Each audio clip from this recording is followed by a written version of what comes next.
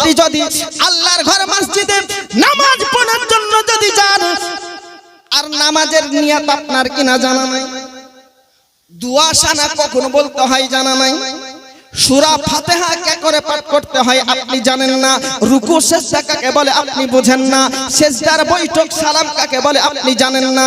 এক কথায় বাবা হয়ে আল্লাহর কাছে যদি নতশির হন, আপনার নামাজের পরিবর্তিতে আল্লাহ পাক আপনাকে কি দেবে? যদি বান্দার সামনে বান্দা মুখ বুজে থেকে যদি কিছুই না পায়, তো নামাজ কত বড় একটা মূল্যবান পাঁচটা মৌলিক স্তম্ভের মধ্যে কালেমা, নামাজ, রোজা, হজ ও যাকাত আমাদের ইসলাম ধর্মের পাঁচটি স্তম্ভ, মৌলিক ইবাদতের যে সত্তা, তার মধ্যে দ্বিতীয় পর্যায়ে জায়গা দেওয়া হয়েছে নামাজকে। নামাজের গুরুত্ব চিন্তা করেছেন? আর এই নামাজকে যদি পড়া নাই শিখেন, নামাজ আদায় নাই করেন, তো হাসরের মাঠে কি করে মুখ দেখাবেন? নামাজের গুরুত্ব সম্পর্কে আপনাকে যদি জিজ্ঞাসা করা হয়, বলে আজকে ভাই নামাজ কেন পড়ানো, আপনি বলবেন বিভিন্ন সংস্থার মধ্যে জড়িয়ে আছি। মা ও বোনেরা বলবে বন্ধুর লোকের সঙ্গে জড়িত আছে, বিভিন্ন কর্মজীবনে লিপ্ত আছি বলে নামাজের টাইম আমি বার করতে পারি না। শিক্ষক বসায় বলবে পাণ্ডিত্যর আপনার কাজে ব্যতিব্যস্ত থাকি বলে, টিচিং দেওয়ার কাজে ব্যতিব্যস্ত থাকি বলে নামাজ পড়তে পারি না। ডাক্তার বাবু বলবে আজকে সমাজ কল্যাণের জন্য, রোগীদেরকে ট্রিটমেন্ট করার জন্য নামাজ পড়ার সময় বার করতে পারি না।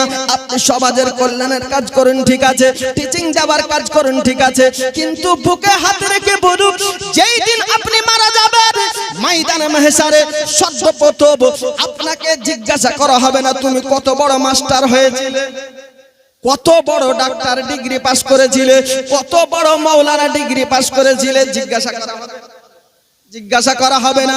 সর্বপ্রথম জিজ্ঞাসা যদি করা হয় আজকে পার্থিব জীবনে আপনার ব্যক্তিগত কর্মজীবনের বিষয়ে জিজ্ঞাসা করা হবে না, হবে না। সর্বপ্রথম জিজ্ঞাসা করা হবে আল্লাহর ইবাদতের দ্বিতীয় সত্তা নামাজ দিয়ে, নামাজের বিষয় দিয়ে আপনাকে জিজ্ঞাসা করা হবে। নবী আমার জানিয়ে দিলেন, কোন উম্মতি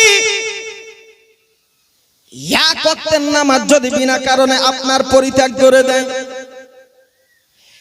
এক ওয়াক্তের নামাজ যদি বিনা কারণে কাজা করে দেয়, ওই ব্যক্তির নামটা জাহান্নামের দরওয়াজাতে লিখে দেওয়া হয়।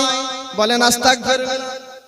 মিল্লাতে ইসলামে আমার এক ওয়াক্তের নামাজ কাজা করলে যদি জাহান্নামের গেটে নামকে লিখে দেওয়া হয়, তাহলে 7 দিনের নামাজ যদি আপনি 35 ওয়াক্তর কাজা করে দেন, 1 মাসের নামাজ যদি ছেড়ে দেন, 1 বছরের নামাজ যদি ছেড়ে দেন, আপনি জান্নাতের হকদার হবেন কি করে? এই জন্য মিল্লাতে ইসলামে আমার এই নামাজের গুরুত্ব সম্পর্কে দুই একটা হাদিসের রসিতে আপনাদেরকে বলে যায়। হযরতে আবু যার গিফারি রাদিয়াল্লাহু তাআলা আনহু আমার নবী পাক সাহেবে লাউলাক সাল্লাল্লাহু তাআলা আলাইহি ওয়াসাল্লাম আপনার আবু যারকে সম্বোধন করে বললেন, বলে আবু যার শুনে রেখে দাও, এই যে সম্মুখে দারাক গাছ দেখতেছো, এই ঘটনাটা মিশকাত শরীফের 58 পৃষ্ঠার মধ্যে বর্ণিত হয়েছে। নবী আমার আবু যারকে সম্বোধন করে বললেন, বলে আবু যার সম্মুখে যে গাছটা দেখতেছো, ওই গাছের সম্মুখে নবী আমার হাজির। ওই গাছের শাখা পোশাখাকে নবী আমার স্পর্শ করেছেন, এইভাবে ঝাঁকা দিচ্ছেন, ঝাঁকা দিচ্ছে। দেখবেন বসন্তকালে যখন ও কোন গাছের মধ্যে ফল ফুল ধারণ করে, তখন সমস্ত পাতা আপনার ঝরে যায়, লতা পাতাগুলো আপনার ঝরে যায়। ঝরে কি ঝরে না? যখন ফল দেয়, ফুল দেওয়ার পরিস্থিতির মধ্যে আসে, পাতা সব ঝরে যায়, যেটাকে বৈজ্ঞানিকেরা বলল পত্রমোচন। পত্রমোচন সমস্ত লতা পাতাগুলো আপনার কিনা ঝরে যায়। এই আপনার পাতা যখন ঝাঁকা দিলে শীতের বসন্তকালের পরিস্থিতির মধ্যে নবী আমার গাছের শাখা ধরে ঝাঁকা যখন দিয়েছে, সমস্ত পাতাগুলো জমিনের মধ্যে ঝরে গেল। এই পাতা ঝরে যাওয়া দেখে হযরতে আবু যার গিফারি বিশ্ববিখ্যাত সাহাবী রাসূল নবীকে বলছেন, ইয়া রাসূলুল্লাহ, ইয়া হাবিবাল্লাহ, নবী গো, এই যে গাছের শাখাকে ধরে ঝাঁকা দিলেন, ঝাঁকা পাওয়ার সঙ্গে সঙ্গে পাত্রগুলো আপনার ঝরে গেল। এই পাতা ঝরার বিষয়ে আপনি আমাদেরকে কি বোঝাতে চাইছেন? নবী আমার সোনার জবানে বলতে আরম্ভ করেছে, বলে আবু জার শুনে রেখে দাও, এই যে গাছকে ঝাঁকা দেওয়ার পরিবর্তে যে পাতাগুলো জমিনের মধ্যে ঝরে পড়লো, যদি আমার কোন উম্মতি অন্তরের মধ্যে নবী মুস্তাফার ভালোবাসাকে রাখার পরে আল্লাহর ঘর মসজিদে হোক কিংবা মা বোনেরা নিজের বাড়িতে হোক যদি নামাজ আদায় করে, 5 ওয়াক্তের নামাজ যদি আদায় করে, ওই পাতা ঝরা হয়ে গুনাহ খাতা ঝরে যাবে। জোরে বলেন না গো সুবহানাল্লাহ। নামাজ পড়বেন না? মনে হচ্ছে পড়বেন না, যে সবাই হাত তুলে বলেন ইনশাআল্লাহ।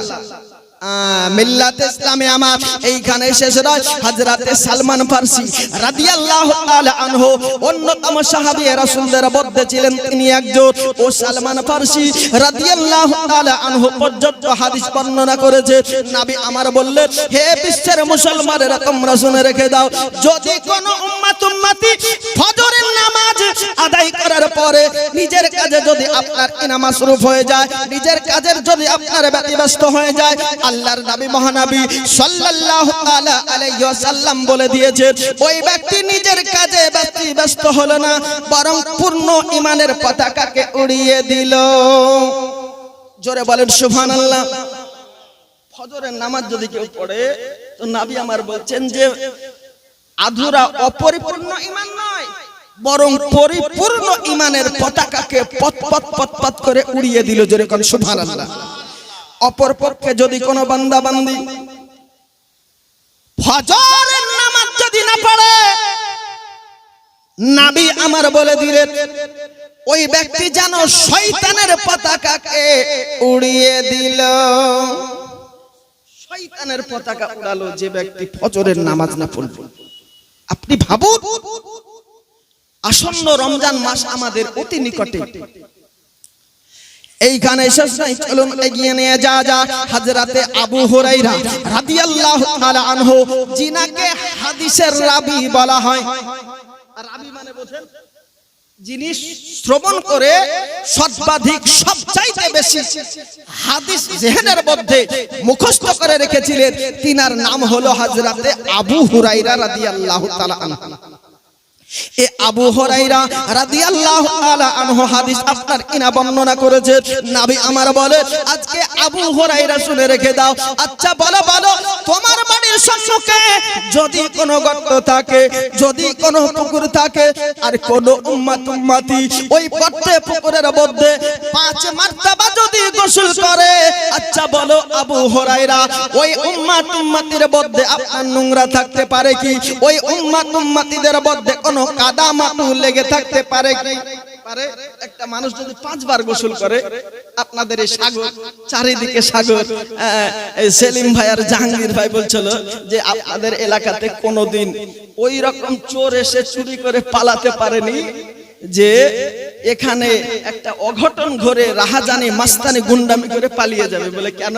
আপনাদের এখানে আবার কোন জেলখানা, কোন পুলিশ আছে? বলে আমাদের এখানে যে সিকিউরিটি আছে, এ পৃথিবীর পুলিশ পরাস্ত হয়ে যাবে। কেন? বলে যেদিকেই যাবে চারিদিকে সাগর আর সাগর, এইদিকে গঙ্গা সাগর, তো এইদিকে বড় সাগর, তো একদিকে ভূমধ্য সাগর, একদিকে মহাসাগর, চারিদিকে পানি আর পানি। দ্বিধায় পালিয়ে যাওয়ার কোনো রাস্তা নাই।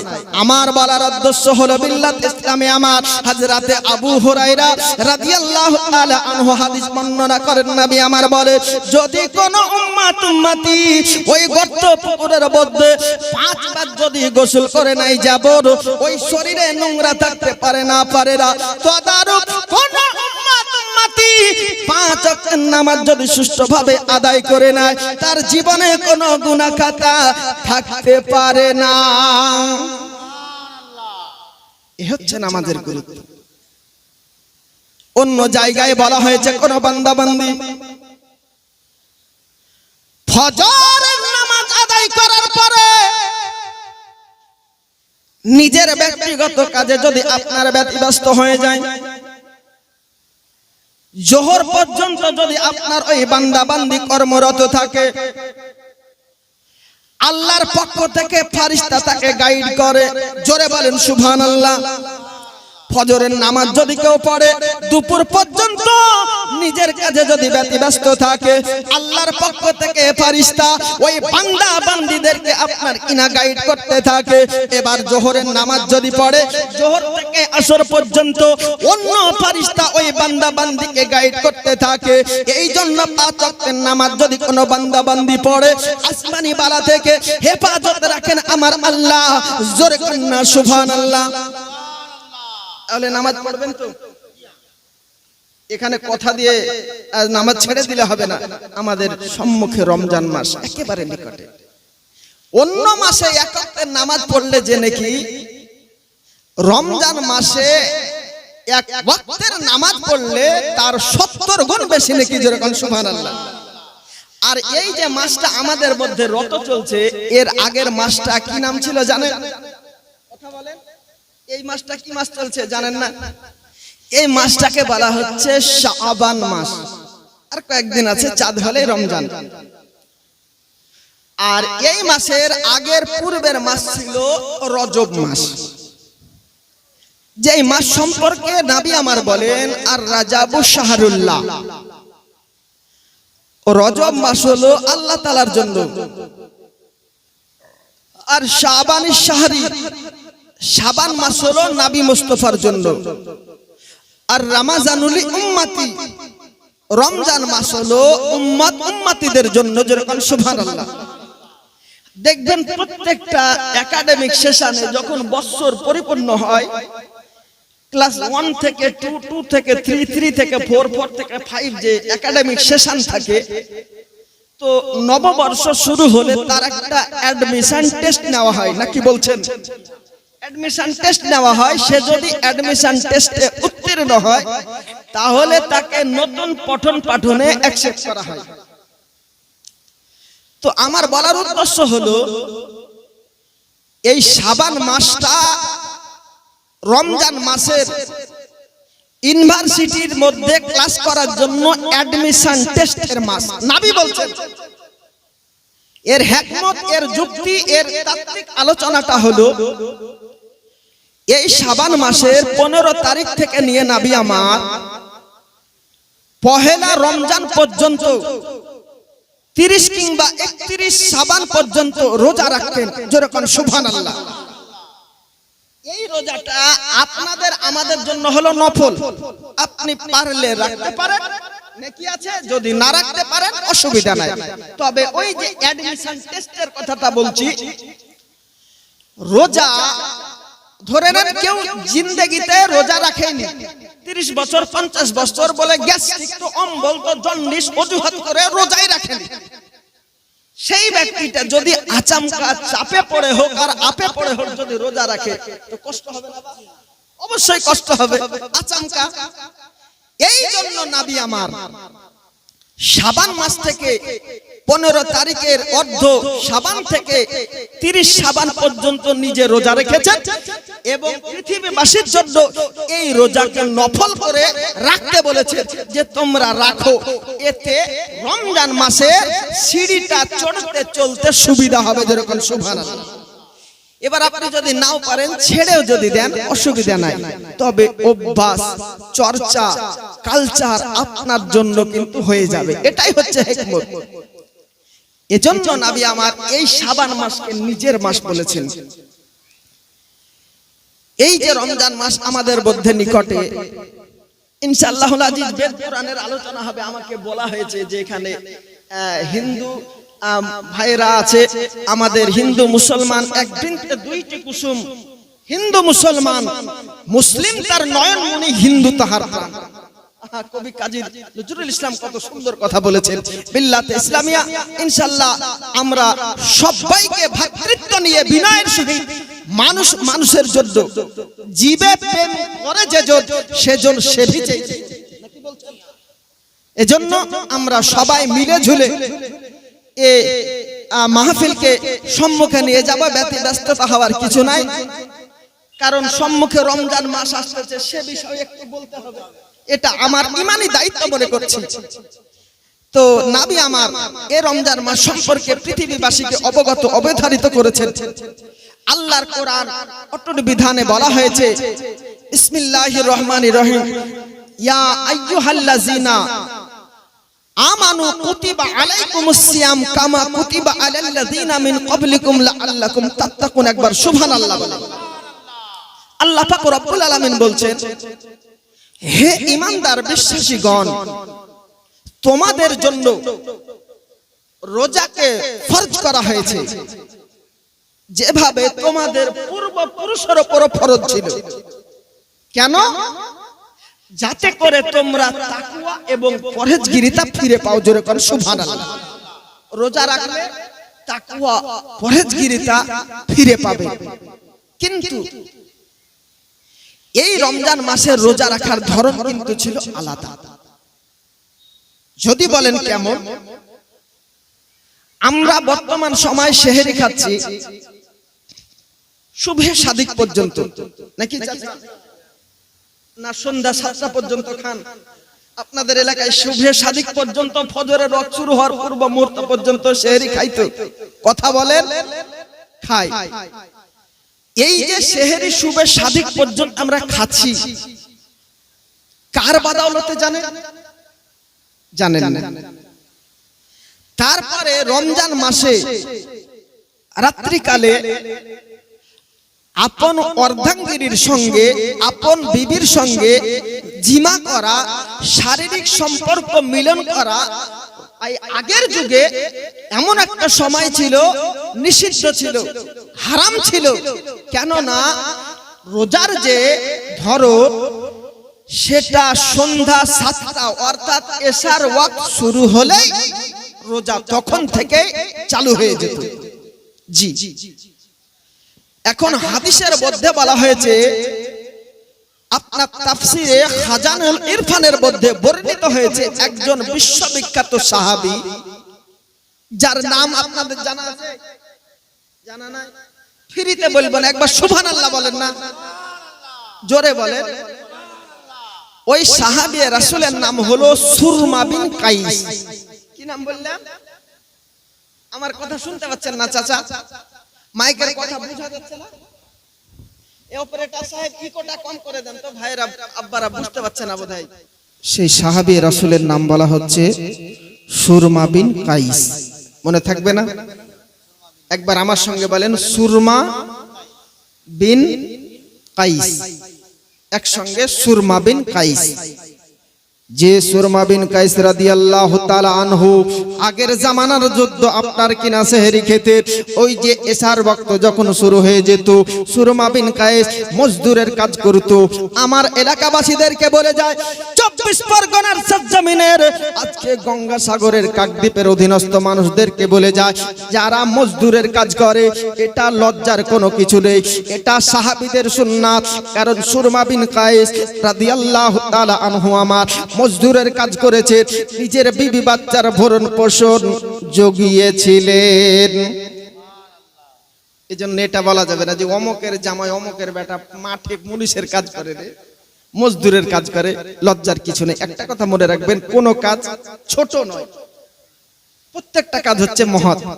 ইল্লাত ইসলামে আমার এই জন্য সুরমা বিন কাইস রাদিয়াল্লাহু তাআলা আনহু প্রত্যেক দিনের ন্যায় আপনার কর্মরত অবস্থায় আপনার কাজের লিপ্ত হয়ে যেতে।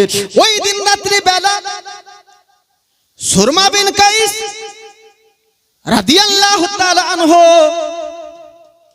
আপন বিবির সন্নিকটে আপনার এসে হাজির হয়েছে। ওই যে রোজার সিস্টেম ছিল, সন্ধ্যা এশা যদি শুরু হয়ে যেত, আর সেহরি খাবার কোনো সিস্টেম চালু ছিল না। সারা দিন কর্মরত অবস্থায় দিন অতিবাহিত করার জন্য সুরমা বিন কাইস রাদিয়াল্লাহু তাআলা আনহু শরীরটা বড় ক্লান্ত হয়ে গেছে। এই জন্য ইফতার করার সঙ্গে সঙ্গে আপনার রান্নার কাজকে পরিসমাপ্ত না করে আপনার বিবি ধীর গতিতে কর্মরত ছিল বলে সুরমা বিন কাইস নিদ্রা হালাতে নিমজ্জিত হয়ে গেছে। যখন ঘুমকে জাগানো হলো, সুরমা বিন কাইসের অর্ধাঙ্গিনী সহধর্মিণী সুরমা বিন কায়েসকে বলতেছে, বলে স্বামী আমার আপনি এবার সেহরি খেয়ে রে, ও রোজা এই মাত্র আরম্ভ হয়ে যাবে। সঙ্গে সঙ্গে সুরমা বিন কায়েস রাদিয়াল্লাহু তাআলা আনহু এবার চিন্তা করলো, এই তো এইখানে আর আপনার সেহরি খাওয়া যাবে না, যাবে না, কারণ এসা রক্ত শুরু হয়ে গেছে, মানে আজকে রোজা আরম্ভ হয়ে গেছে। বলে সেহরি আর খাবো কি করে বিবি? বলে আপনাকে ডাকছিলাম যে সারাদিন মজদুরের কাজ করেছে, শরীরটা ক্লান্ত হয়ে গেছে, সুরমা বিন কায়েস ইফতার করে ঘুমিয়ে গেছে। আমাদের এলাকায় হয় না যে সারাদিন মাঠঘাট করেছে, ইফতার করে ঘুমিয়ে গেছে। ইল্লাত ইসলামে আমার পরের দিন সকাল বেলা সুরমা বিন কায়েস রাদিয়াল্লাহু তাআলা আনহু বিনা পানাহারে রোজা রেখে দিলেন। প্রত্যেক দিনের নাই নিজের কর্মজীবনে মাসরুফ হলো, নিজের কর্মজীবনে মজদুরের কাজে ব্যতিব্যস্ত হলো। সারাদিন এত কষ্টের মধ্যে দিন অতিবাহিত করলেন। হযরতে সুরমা বিন কায়েস রাদিয়াল্লাহু তাআলা আনহুর কষ্টকে দেখার পরে আল্লাহ পাক রব্বুল আলামিন রহম বর্ষিত করলেন। নবী মুস্তাফার প্রতি ওহী অবতীর্ণ করে দেওয়া হলো। আজকে নবী আমার জানিয়ে দিলে, হে সুরমা বিন কায়েস শুনে রেখে দাও, আজ থেকে সেহরি খাবার ধরনকে পরিবর্তন করে দিলাম। সারাদিন তোমরা আপনার মজদুরের কাজ করো, সারা রাত্রি শরীরের অবসাদ দূরী করো এবং আয়েশ আবদের মধ্যে রাত্রি অতিবাহিত করো, শুভে সাদিক পর্যন্ত সেহরি করো। তোমাদের জন্য আমি নবী মুস্তাফা বলে দিলাম। তাহলে শুভে সাদিক পর্যন্ত সেহরি খাবার সিস্টেমটা আমরা পেয়েছি হযরতে সুরমা বিন কায়েস রাদিয়াল্লাহু তাআলা আনহুর অত্যন্ত কষ্টের মধ্যে বিনা সেহরি খাবার কেন্দ্র করে যেরকম সুবহানাল্লাহ। এইখানেই শুধু শেষ নয়, বিল্লাত ইসলামে আমার, জি ইনশাআল্লাহ বলুন, হযরতে ফারুক আযম উমর রাদিয়াল্লাহু তাআলা আনহু ইসলাম জগতের দ্বিতীয় খলিফা ছিলেন তিনি, যিনি আপনার কিনা রাত্রি বেলা যখন এশার ওয়াক্ত শুরু হয়ে যাবার পরে পরে আপনার রোজা রাখা আরম্ভ হয়ে যেত, রোজা শুরু হয়ে যেত। হযরতে ফারুক আযম উমর রাদিয়াল্লাহু তাআলা আনহু আপনার কোন একদিন রাত্রি বেলা আপন অর্ধাঙ্গিনীর সম্মুখে হাজির, রোজা রাখা অবস্থায় এশার পরে পরে রোজা আপনার কিনা শুরু হয়ে গেছে। আল্লাহ পাক রব্বুল আলামিন আপন অর্ধাঙ্গিনীর মধ্যে, বিবির মধ্যে এমন একটা খুশুসিয়াত দিয়ে রেখেছেন। আল্লাহ পাক রব্বুল আলামিন জানিয়ে দিলে, হে বিশ্বের স্বামীরা তোমরা শুনে রেখে দাও, তোমরা যখন তোমাদের অর্ধাঙ্গিনীর সম্মুখে হাজির হবে, দেখবে তোমাদের অর্ধাঙ্গিনীর মধ্য থেকে একটা সুগন্ধ দিয়েছি। জোরে বললেন সুবহানাল্লাহ। বিবির সম্মুখে যাবেন তো একটা খুশবু আল্লাহ পাকের পক্ষ থেকে দেওয়া হয়েছে, যেই খুশবুতে মনোমুগ্ধ হয়ে ফারুক আযম উমর রাদিয়াল্লাহু তাআলা আনহু শারীরিক সম্পর্কে লিপ্ত হয়ে গেছে। রোজা ভেঙে গেল। এখন আপনি আমি হলে তো হয়তো গোপনে রেখে দিতাম, কিন্তু সাহাবীকার নাম, মুরাদে মুস্তাফাকার নাম, নবীকে কতটুকু মান্যতা দিয়েছে দেখুন। রোজাকে অখণ্ড রাখার জন্য ফারুক আযম উমর রাদিয়াল্লাহু তাআলা আনহু সরাসরি নবী মুস্তাফার কাছে হাজির, বলে হুজুর এই ব্যাপার। সারা রাত্রি রোজা রেখে বিবির কাছে গিয়ে বিবির শরীরের সুগন্ধকে সবর করার পরে আজকে শোকার পরে বিবির সঙ্গে শারীরিক সম্পর্কে মাসরুফ হয়ে গেছে। এবার ফারুক আযম উমর রাদিয়াল্লাহু তাআলা আনহু এই কৃতকর্ম দেখার পরে অন্য সাহাবে রাসূল পর্যন্ত বললেন, ইয়া রাসূলুল্লাহ, ইয়া হাবিবাল্লাহ, নবী গো, আমাদের জন্য একই পরিস্থিতি, আমাদেরও একই ব্যাপার। নবী আমার চুপ রয়েছে। আল্লাহর পক্ষ থেকে ওহী অবতীর্ণ হলো, উহিল্লা লাকুম লাইলাতাস সিয়ামির রিফাতুহুন্না ইলা নিসাইকুম হুন্না লিবাসুন লাকুম ওয়া আনতুম লিবাসুল লাহুন্না। জোরে কন্না সুবহানাল্লাহ। এইটা লেখা আছে তাফসিরে রুহুল বায়ানের মধ্যে। আল্লাহর পক্ষ থেকে নবী মুস্তাফার প্রতি ওহী অবতীর্ণ করা হলো, হে আজকে বিশ্বের মুসলমানেরা তোমরা শুনে রেখে দাও, তোমাদের জন্য রাত্রি বেলা আপন আওরাতের কাছে যাবার ইজাজত করে দিলাম। আপন অর্ধাঙ্গিনী রমজান মাসের রাত্রি বেলা তোমাদের জন্য হালাল। এমনকি হুন্না লিবাসুন লাকুম ওয়া আনতুম লিবাসুল লাহুন্না। স্বামী হলো তোমাদের স্ত্রীর জন্য গায়ের পোশাক, স্ত্রী হলো স্বামীর জন্য গায়ের পোশাক। একবার দুরূদ শরীফ পড়েন, বেদ পুরাণের আলোচনা আরম্ভ হবে। আল্লাহুম্মা সাল্লি